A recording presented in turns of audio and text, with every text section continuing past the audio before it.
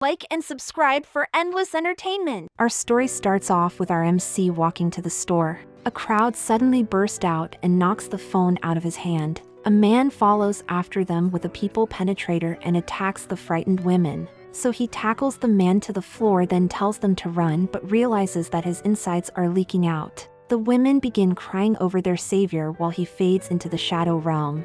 Kyan awakens in a strange room and finds that two babes are taking really good care of him. He realizes that he is in another body and has the appropriate reaction to finding out this fact. His mother reveals that he has been asleep for a week and goes to get something for him to eat, while Kyan comes to the conclusion that he didn't survive getting penetrated and surprisingly accepts his passing really fast. Sylvia comes in to see Kyan being greatly disappointed and goes to have a peek for herself. She begins feeding our little one and lift him up until he burps, then leaves the room. He goes to dinner and finds out that he has an older sister and his mom is the second wife, but he also has two older brothers from the first wife. While his father is a noble whose mission is to protect the borders of the kingdom, he finds out that in this world there are monsters and adventures that used magic, unlike his old world where he had no living relatives to spend time with. Kyan asks his father if he can learn magic, but they reveal that he must wait until the age of 5 to be baptized first. He proves them wrong and begins flexing his plot power while hiding it from Sylvia. Then his perfectly normal and not at all mentally insane sister starts to teach him about the outside world. 2 years later, Kyan gets ready to attend his baptism. They take a carriage to go towards the church where he learns that at the ceremony he will meet the gods to gain their protection from level 1 to 5. And this will determine his magic aptitude. They enter the church and bow before the sacred altar. The Pope starts the ritual for his baptism and Kyan is transported to the Holy Land to meet the 7 great gods of this world. The god of death reveals that he wasn't supposed to get unalived because the criminal would have tripped and been restrained by the residents. However, since he got smoke for a good reason, she decided to respawn him in this world. The god of magic comes over and gives him her protection, so the god of creation did the same. Then the god of war. Then the god of technology. Then the god of commerce, and finally the god of earth gives him her gift. After becoming overpowered, they send him back to the real world.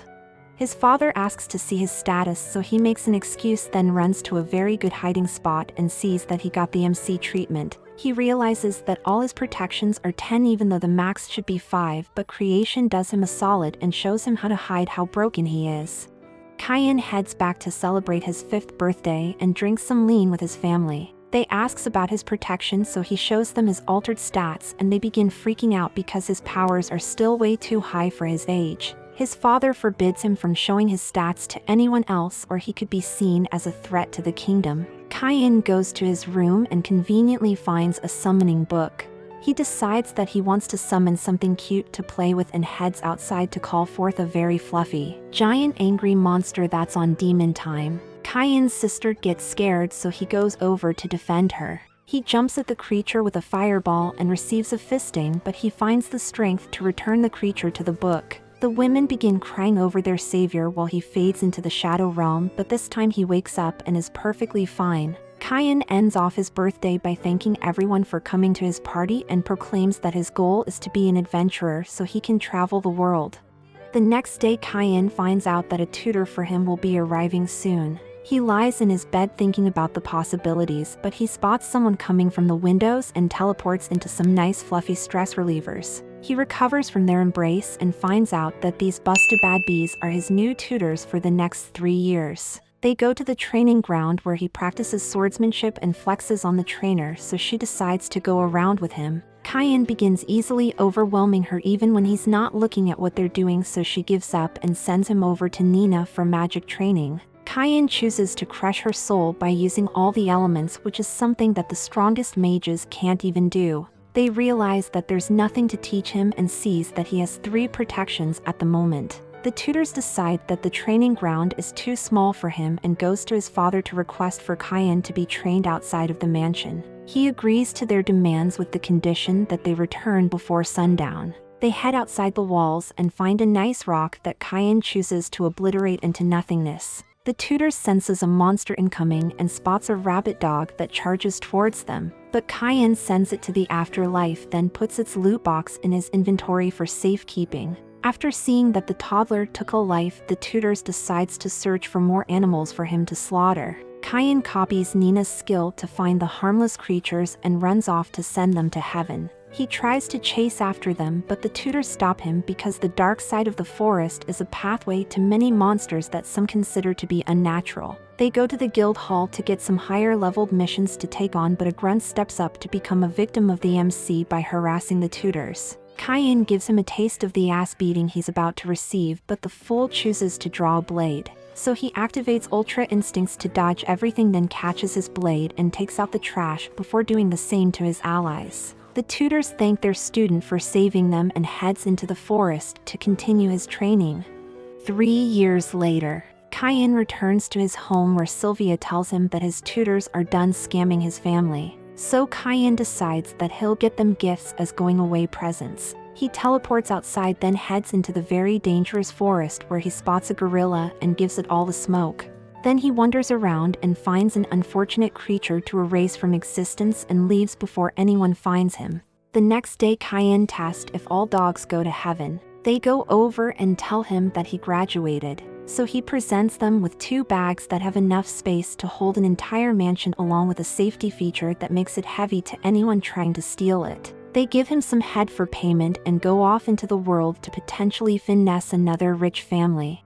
2 years later, Cayenne finds himself heading towards the capital to attend an event held for nobles. He sends out his UAV to reveal that a battle is going on against monsters and the humans are losing. So he heads outside and becomes the Flash to arrive at the battlefield in time. He begins cutting down all the monsters, then swaps to a real sword to finish off all the remaining oversized porks. The night collapses, so he goes over and uses healing magic to return everyone to full health while taking the fallen into his inventory. His father arrives on the battlefield and sees that the carriage belongs to the princess and the duke's daughter of their kingdom. They thank Cayenne for saving them, but Telestia is feeling stressed, so Cayenne uses Riz magic to make the noble women climax with happiness. Both of the women begins fighting over who should be with the Riz king and reveals that they are also on their way to the noble event. So they kidnap him in front of his father and drives off with their victim. On the carriage, the 2 women continue to bully him until they arrive at the mansion where they start to bully his father, so he agrees to allow them to stay in one room together. Inside the room, the 2 psychopaths push their beds to connect with his and begins to use temptation until he allows them to sleep with him. The next day, Cayenne is tired because they went at it all night, but he managed to arrive in the capital of the kingdom. He exits the carriage and finds a knight who thanks him for protecting his men and the noble women. Cayenne takes out all the loot box he took and praises them for buying time, but when he tries to leave, the knight reveals that he has a meeting with the king. He bows before his majesty and they begin deriding Cayenne for all he did for them in such a short time. They award the 10-year-old by making him a baron and gives him a mansion with some bread. A nobleman steps up to dispute the decisions, but the king scolds him for being stupid, then he kindly goes back into line. The king brings the meeting to an end and tells him that they will meet in private. He sits with his father as the king comes in to greet them. The king once more thanks Cayenne along with the duke for saving their spawns and offers him their daughter's hands in marriage. He protests it, but they start to gaslight him into agreeing with them.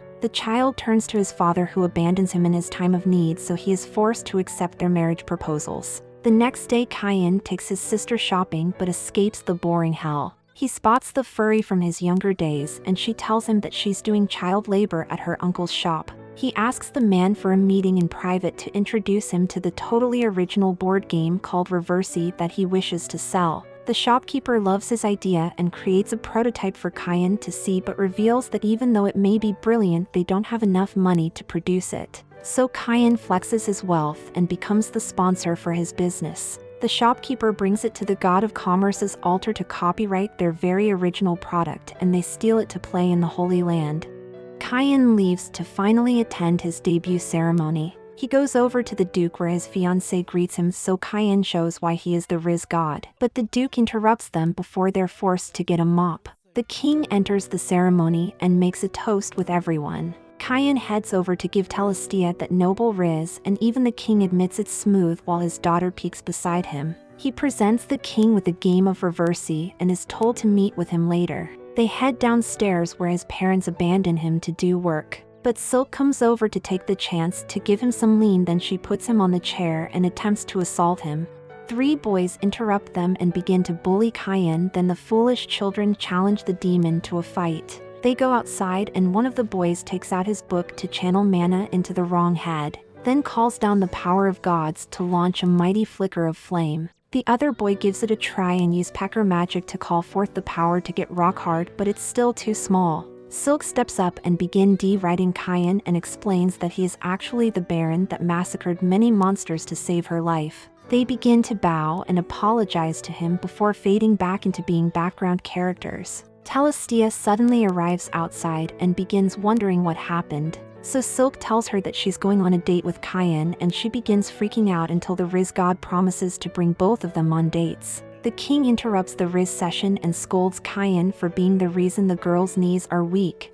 They hand over the key to his mansion and he heads over to find a rundown house. But when he heads inside, it's much worse than he could have thought. Cayenne decides to use repair magic to fix everything that could be wrong with the mansion and hears that Sylvia has arrived to be the head maid of his home. The maids attempts to do their job but find everything already clean, so they go to do other maid things. The butler reminds him that his brother is visiting today and he heads home where his older siblings congratulates him for all his accomplishments. They head to his new home to see his newly repaired mansion and begins to explore all the rooms, but his father tells him that it needs some personality, so he gives it some. They hear the maids screaming and runs over to see them frightened by the dragon he placed. His father begins freaking out because he defeated a dragon at his age, but admits that it's pretty cool. Cayenne hears his mom screaming and rushes over to find that he installed a butthole tickler in his toilet. So his father gives it a try and kindly requests one in their home as well. In the night, Cayenne begins planning for the opening of his party and sends out invitation to everyone but the king. He begins crafting wine cups along with champagne and hamburgers for his opening debut. Sylvia has a taste and gets a foodgasm, then takes a sip of heaven but finds that she may be an alcoholic. The butler comes in and says that they have a guest. He goes to meet with the king and finds that he is upset because everyone else got an invitation and they have been teasing him with it. However, Cayenne explains that he wanted to hand an invitation to him personally, so he begins flexing on the duke.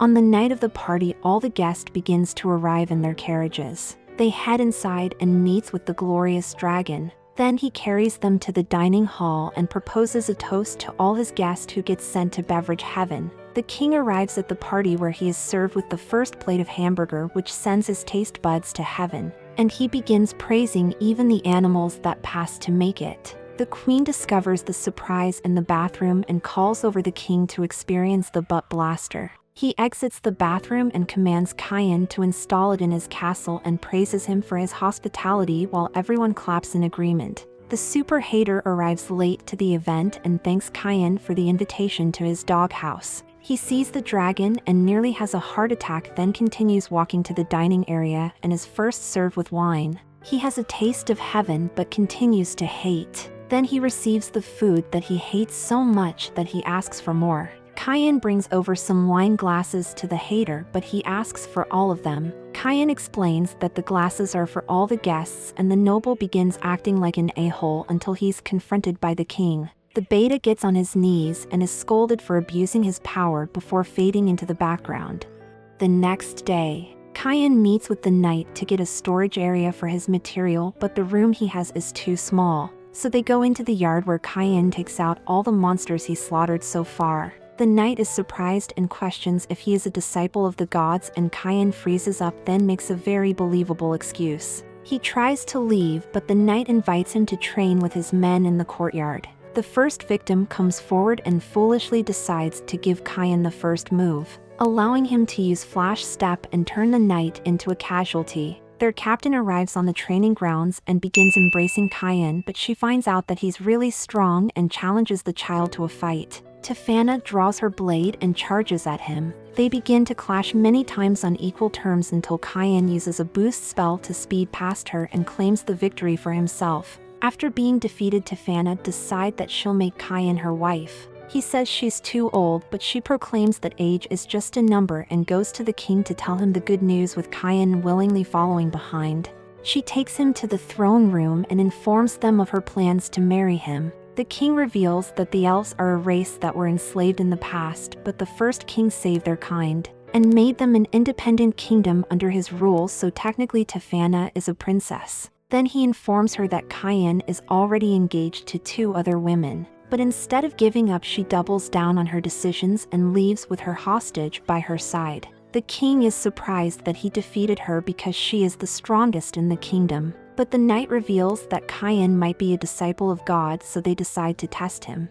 The knight finds Cayenne walking while very exhausted. He explains that every day Tefana has taken him away and goes very hardcore with him until he can go no more. He tries to run from her, but the knight takes him into the throne room. The king gives him a book written by the first king filled with advanced magic. Cayenne opens it and is amazed by all the spells inside, but the king reveals that no one could read that text because it's written in Japanese. They asks Cayenne who he really is. He explains that he has memories from his past life in a different world. They ask to see his status window, and he shows them how broken he really is. The king reveals that if he showed them, everyone would have worshipped him like a holy figure. But Cayenne explains that he loves his new life and all the people that he has met throughout the years, so he would like everything to remain as it is. The king accepts his decision and asks him to become the new king, but before he answers, Tefana comes in with a marriage letter from her father and gently carries her wife to the training grounds to show him some love. Meanwhile, the king swears everyone inside the room to secrecy and entrusts the safety of the kingdom to Cayenne.